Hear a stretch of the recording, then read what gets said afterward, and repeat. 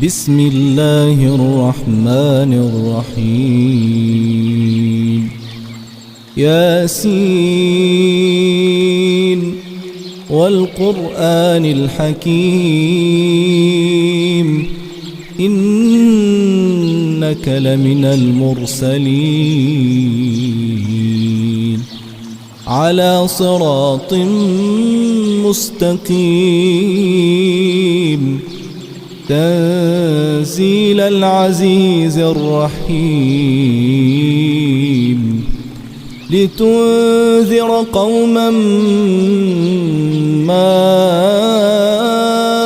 أنذر آباؤهم فهم غافلون. لقد حق القول على أكثرهم فهم لا يؤمنون. إنا جعلنا في أعناقهم أغلالا فهي إلى الأذقان فهم مقمحون. وجعلنا من بين أيديهم سدا ومن خلفهم سدا فأغشيناهم فهم لا يبصرون. وسواء عليهم أأنذرتهم أم لم تنذرهم لا يؤمنون. إنما تنذر من اتبع الذكر وخشي الرحمن بالغيب فبشره بمغفرة وأجر كريم. إنا نحن نحيي الموتى ونكتب ما قدموا وآثارهم وكل شيء أحصيناه في إمام مبين. واضرب لهم مثلا أصحاب القرية إذ جاءها المرسلون إذ أرسلنا إليهم 2 فكذبوهما فعززنا بثالث فقالوا إنا إليكم مرسلون. قالوا ما أنتم إلا بشر مثلنا وما أنزل الرحمن من شيء إن أنتم إلا تكذبون. قالوا ربنا يعلم إنا إليكم لمرسلون وما علينا إلا البلاغ المبين. قالوا إنا تطيرنا بكم لئن لم تنتهوا لنرجمنكم وليمسنكم منا عذاب أليم. قالوا طائركم معكم أئن ذكرتم بل أنتم قوم مسرفون. وجاء من أقصى المدينة رجل يسعى قال يا قوم اتبعوا المرسلين اتبعوا من لا يسألكم أجرا وهم مهتدون. وما لي لا أعبد الذي فطرني وإليه ترجعون أأتخذ من دونه آلهة إن يردني الرحمن بضر لا تغن عني شفاعتهم شيئا ولا ينقذون إني إذا لفي ضلال مبين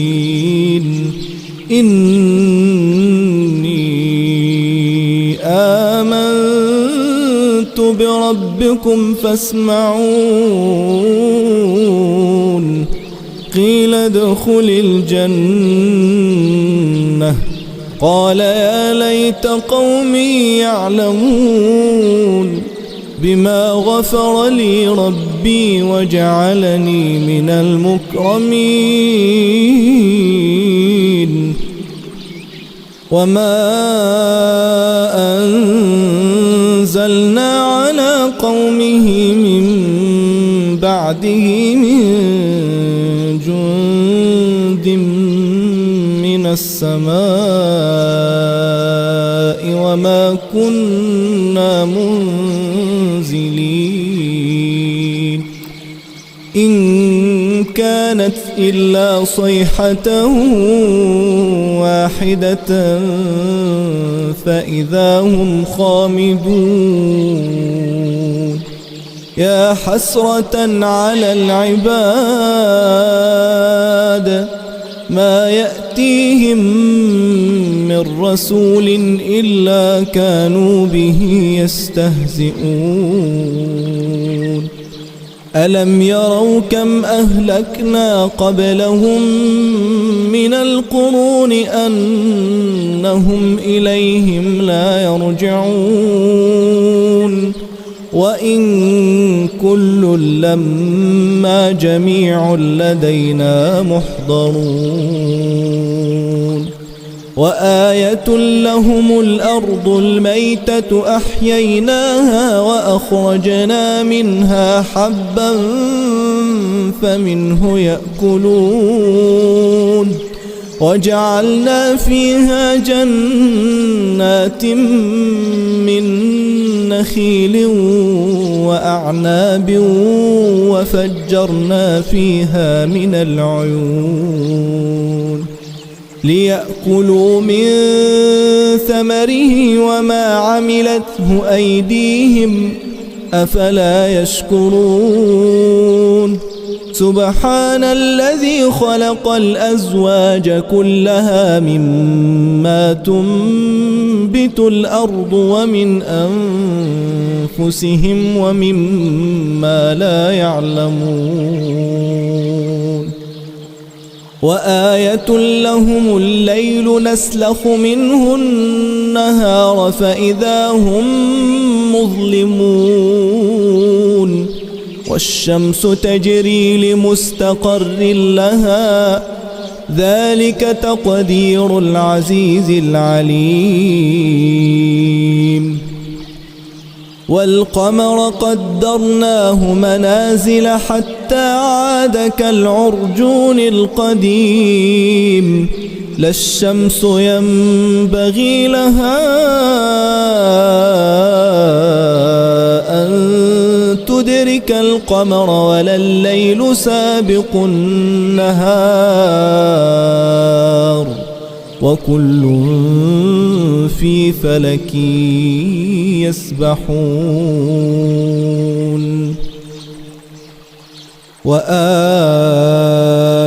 لهم أنا حملنا ذريتهم في الفلك المشحون وخلقنا لهم من مثله ما يركبون وإن نشأ نغرقهم فلا صريخ لهم ولا هم ينقذون إلا رحمة منا ومتاعا إلى حين وإذا قيل لهم اتقوا ما بين أيديكم وما خلفكم لعلكم ترحمون وما تأتيهم من آية من آيات ربهم إلا كانوا عنها معرضين وإذا قيل لهم أنفقوا مما رزقكم الله قال الذين كفروا للذين آمنوا أنطعم من لو يشاء الله أطعمه إن أنتم إلا في ضلال مبين ويقولون متى هذا الوعد إن كنتم صادقين ما ينظرون إلا صيحة واحدة تأخذهم وهم يخصمون فلا يستطيعون توصية ولا إلى أهلهم يرجعون ونفخ في الصور فإذا هم من الأجداث إلى ربهم ينسلون قالوا يا ويلنا من بعثنا من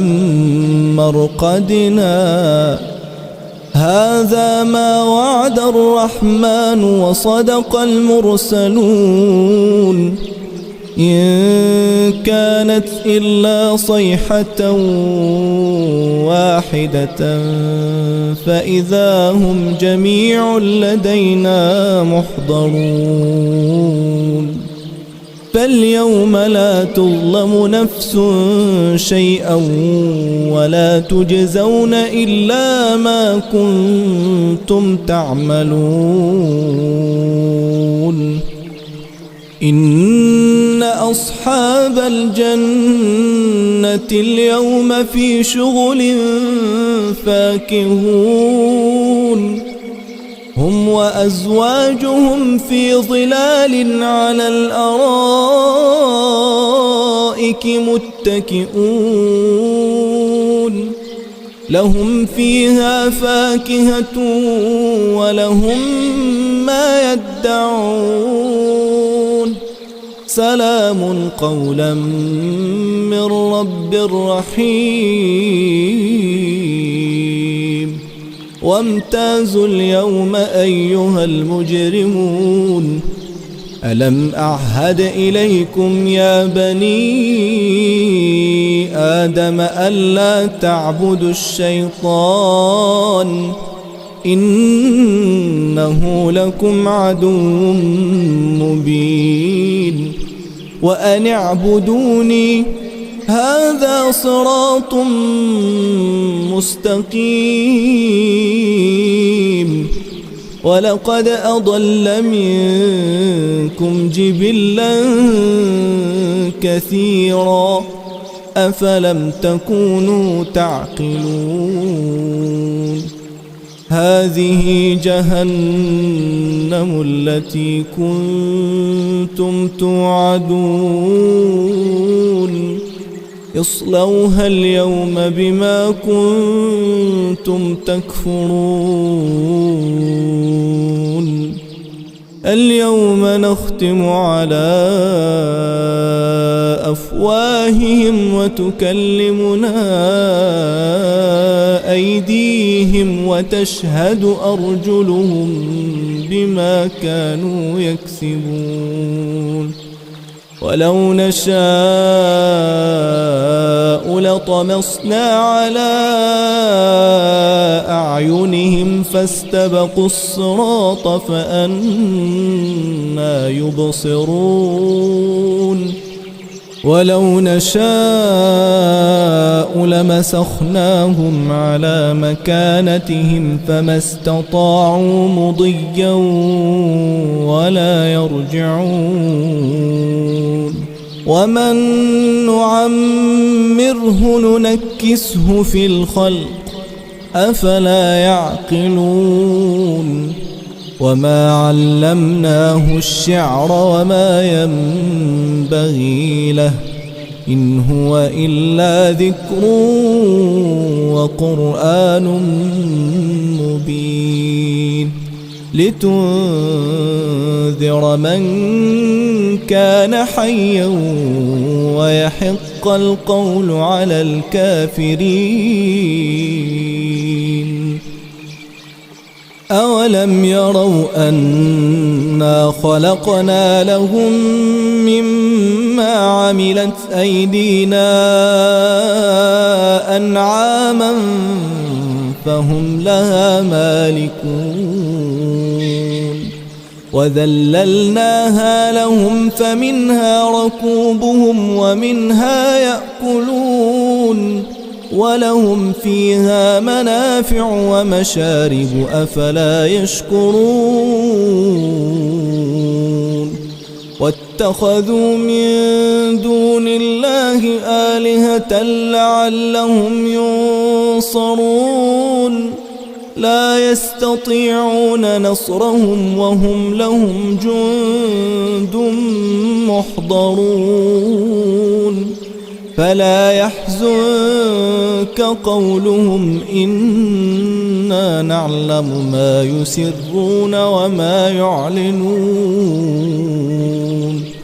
أولم ير الإنسان أنا خلقناه من نطفة فإذا هو خصيم مبين وضرب لنا مثلا ونسي خلقه قال من يحيي العظام وهي رميم قل يحييها الذي أنشأها أول مرة وهو بكل خلق عليم الذي جعل لكم من الشجر الأخضر نارا فإذا أنتم منه توقدون أوليس الذي خلق السماوات والأرض بقادر على أن يخلق مثلهم بلى وهو الخلاق العليم إنما أمره إذا أراد شيئا أن يقول له كن فيكون فسبحان الذي بيده ملكوت كل شيء وإليه ترجعون بسم الله الرحمن الرحيم الرحمن علم القرآن خلق الإنسان علمه البيان الشمس والقمر بحسبان والنجم والشجر يسجدان والسماء رفعها ووضع الميزان ألا تطغوا في الميزان وأقيموا الوزن بالقسط ولا تخسروا الميزان والأرض وضعها للأنام فيها فاكهة والنخل ذات الأكمام والحب ذو العصف والريحان فبأي آلاء ربكما تكذبان خلق الإنسان من صلصال كالفخار وخلق الجان من مارج من نار فبأي آلاء ربكما تكذبان رب المشرقين ورب المغربين فبأي آلاء ربكما تكذبان مرج البحرين يلتقيان بينهما برزخ لا يبغيان فبأي آلاء ربكما تكذبان يخرج منهما اللؤلؤ والمرجان فبأي آلاء ربكما تكذبان وله الجوار المنشآت في البحر كالأعلام فبأي آلاء ربكما تكذبان كل من عليها فان ويبقى وجه ربك ذو الجلال والإكرام فبأي آلاء ربكما تكذبان يسأله من في السماوات والأرض كل يوم هو في شأن فبأي آلاء ربكما تكذبان سنفرغ لكم أيها الثقلان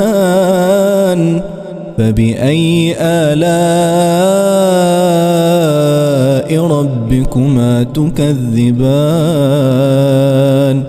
يا معشر الجن والإنس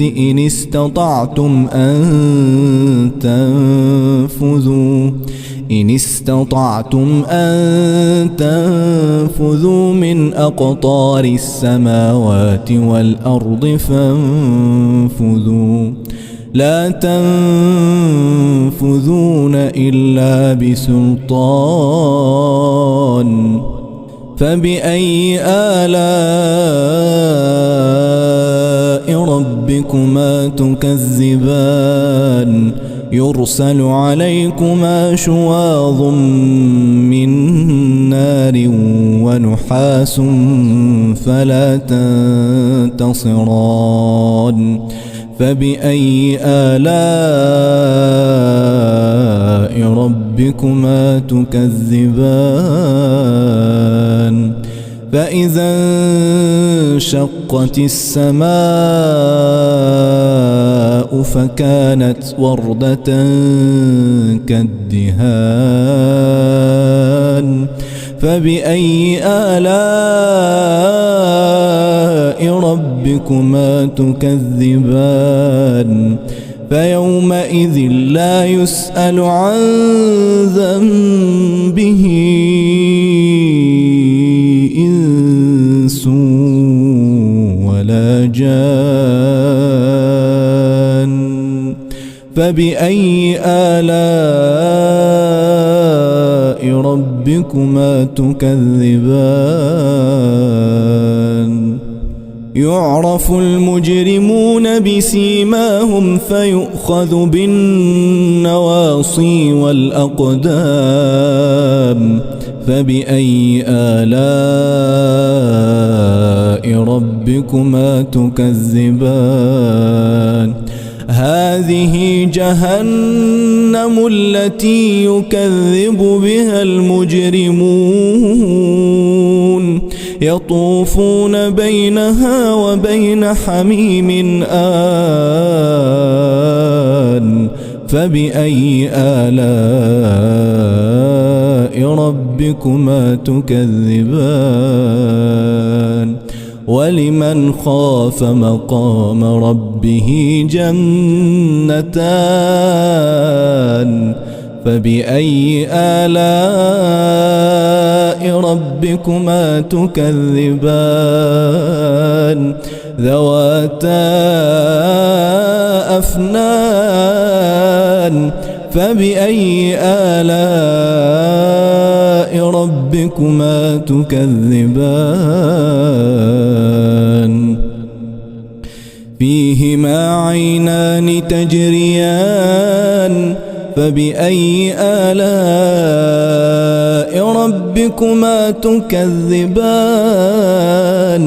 فيهما من كل فاكهة زوجان فبأي آلاء ربكما تكذبان متكئين على فرش بطائنها من استبرق وجنى الجنتين دان فبأي آلاء ربكما تكذبان فيهن قاصرات الطرف لم يطمثهن إنس قبلهم ولا جان فبأي آلاء ربكما تكذبان كأنهن الياقوت والمرجان فبأي آلاء ربكما تكذبان هل جزاء الإحسان إلا الإحسان فبأي آلاء ربكما تكذبان ومن دونهما جنتان فبأي آلاء ربكما تكذبان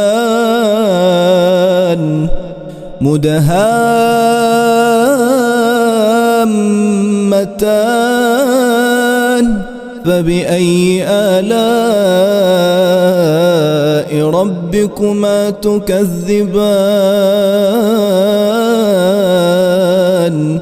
فيهما عينان نضاختان فبأي آلاء ربكما تكذبان فيهما فاكهة ونخل ورمان فبأي آلاء ربكما تكذبان فيهن خيرات حسان فبأي آلاء ربكما تكذبان حور مقصورات في الخيام فبأي آلاء ربكما تكذبان لم يطمثهن إنس قبلهم ولا جان فبأي آلاء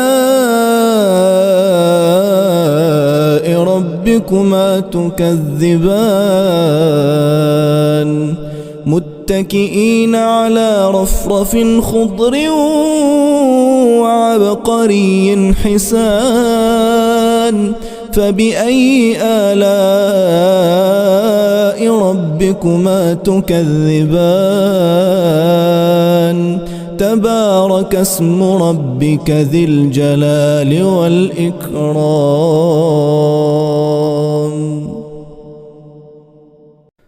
بسم الله الرحمن الرحيم إذا وقعت الواقعة ليس لوقعتها كاذبة خافضة رافعة إذا رجت الأرض رجا وبست الجبال بسا فكانت هباء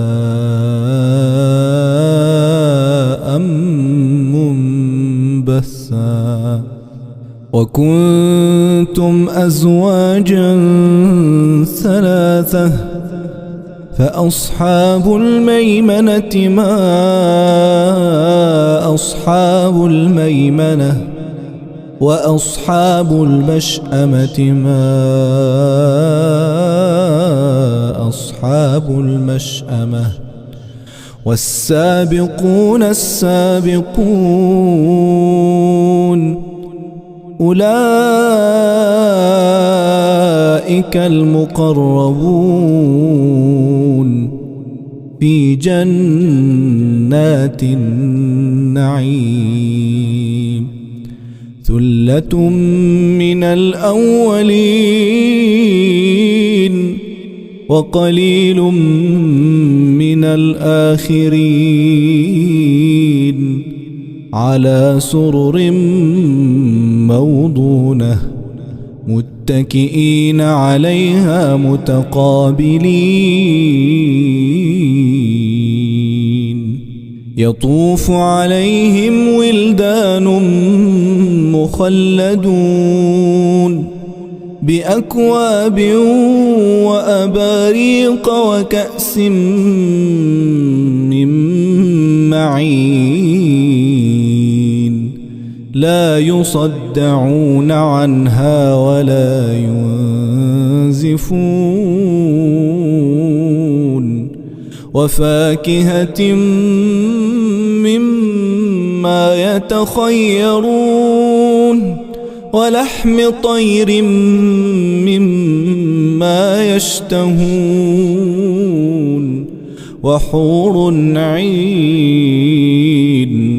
كأمثال اللؤلؤ المكنون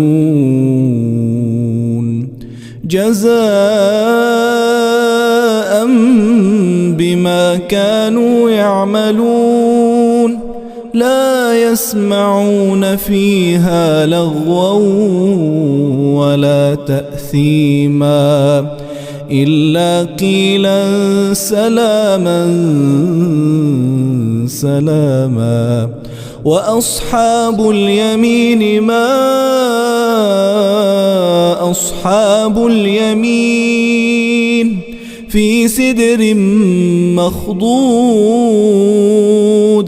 وطلح منضود وظل ممدود وماء مسكوب وفاكهة كثيرة لا مقطوعة ولا ممنوعة وفرش مرفوعة إنا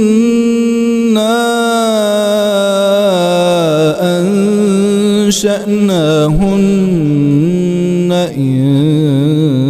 إنشاء فجعلناهن أبكارا عربا أترابا لأصحاب اليمين ثلة من الأولين وثلة من الآخرين وأصحاب الشمال ما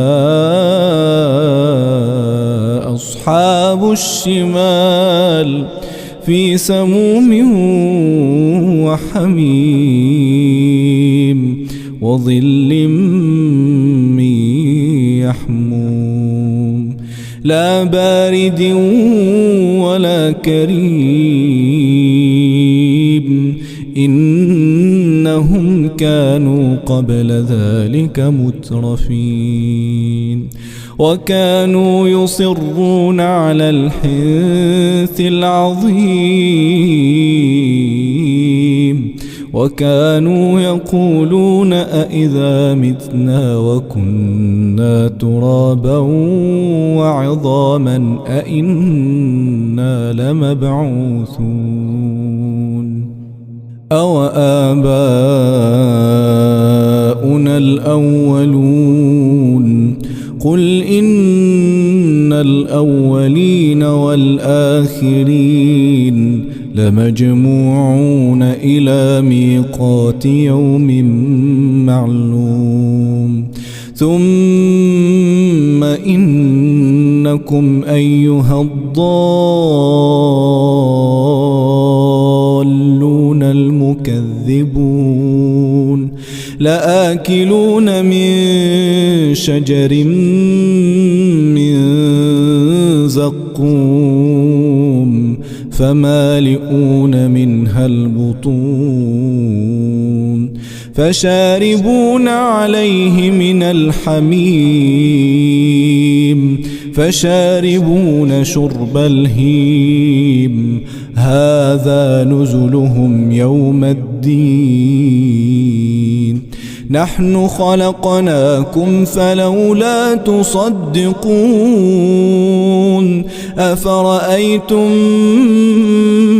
ما تمنون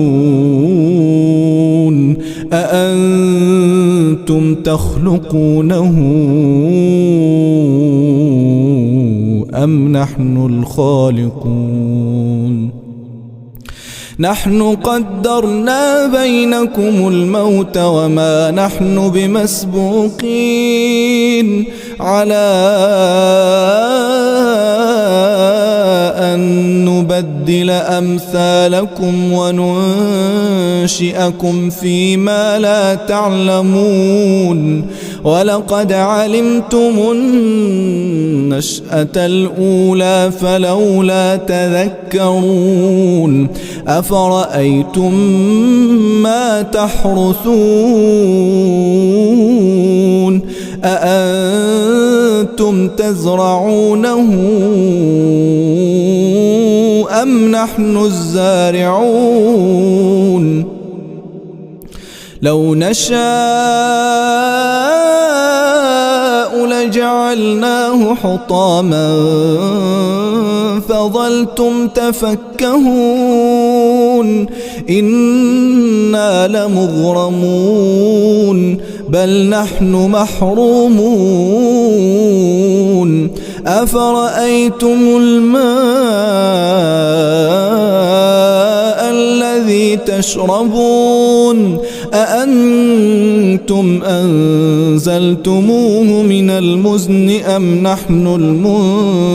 المنزلون لو نشاء جعلناه أجاجا فلولا تشكرون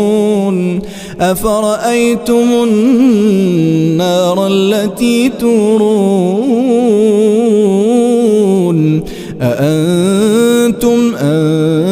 أنشأتم شجرتها أم نحن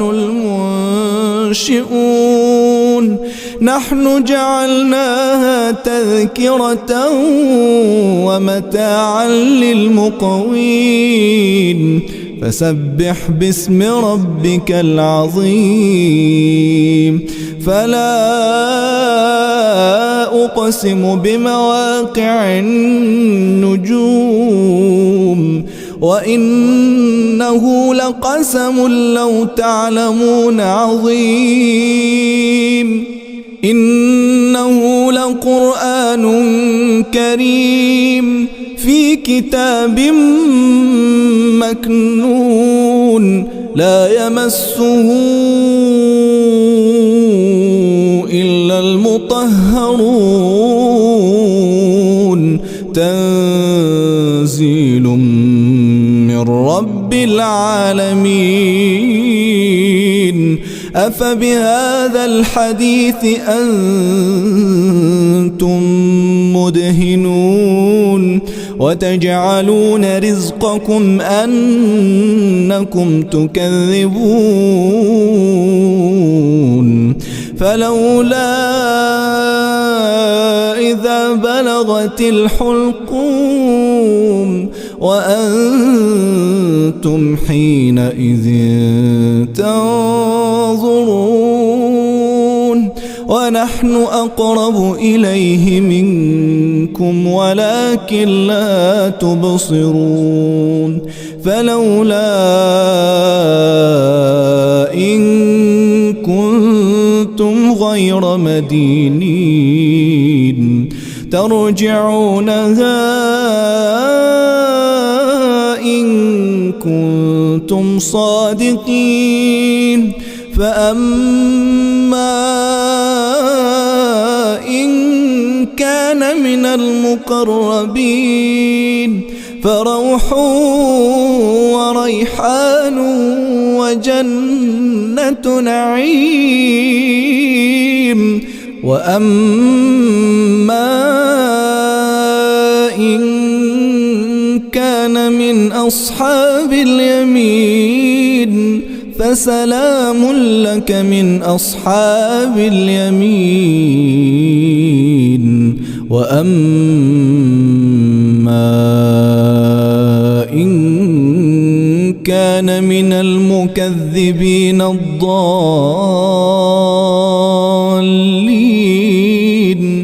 فنزل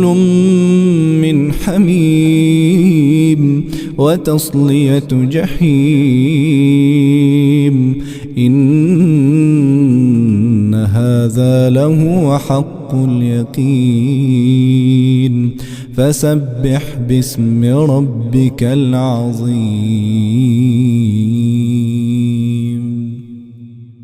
بسم الله الرحمن الرحيم تبارك الذي بيده الملك وهو على كل شيء قدير الذي خلق الموت والحياة ليبلوكم أيكم أحسن عملا وهو العزيز الغفور الذي خلق 7 سماوات طباقا ما ترى في خلق الرحمن من تفاوت فارجع البصر هل ترى من فطور ثم ارجع البصر كرتين ينقلب إليك البصر خاسئا وهو حسير ولقد زينا السماء الدنيا بمصابيح وجعلناها رجوما للشياطين وأعتدنا لهم عذاب السعير وللذين كفروا بربهم عذاب جهنم وبئس المصير إذا ألقوا فيها سمعوا لها شهيقا وهي تفور تكاد تميز من الغيظ كلما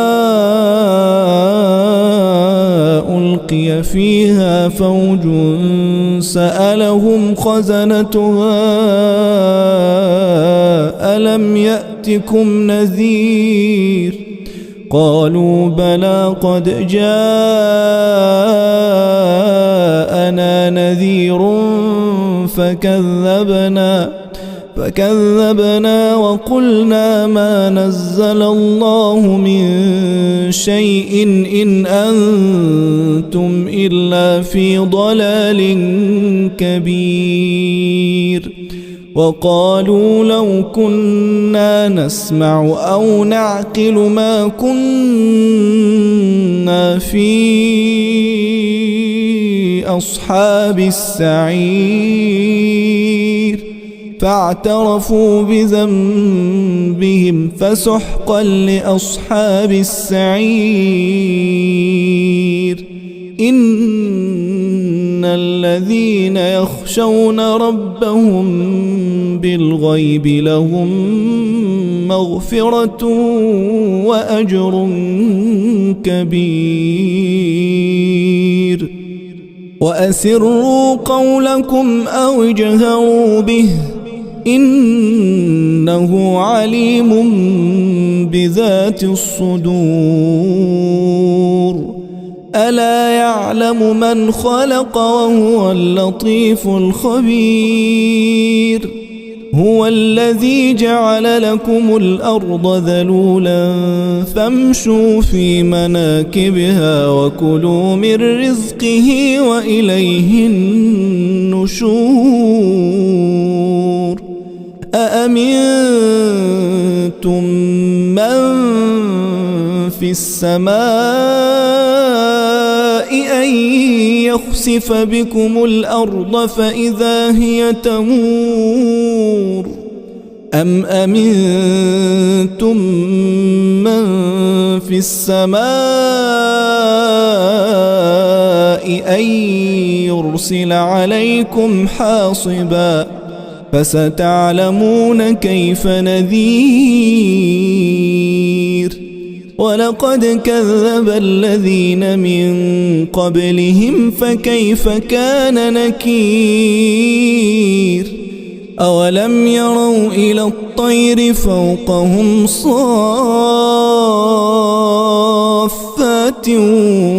ويقبض ما يمسكهن إلا الرحمن إنه بكل شيء بصير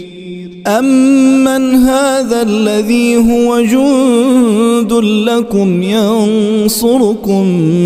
من دون الرحمن إن الكافرون إلا في غرور أمن هذا الذي يرزقكم إن أمسك رزقه بل لجوا في عتو ونفور أفمن يمشي مكبا على وجهه أهدى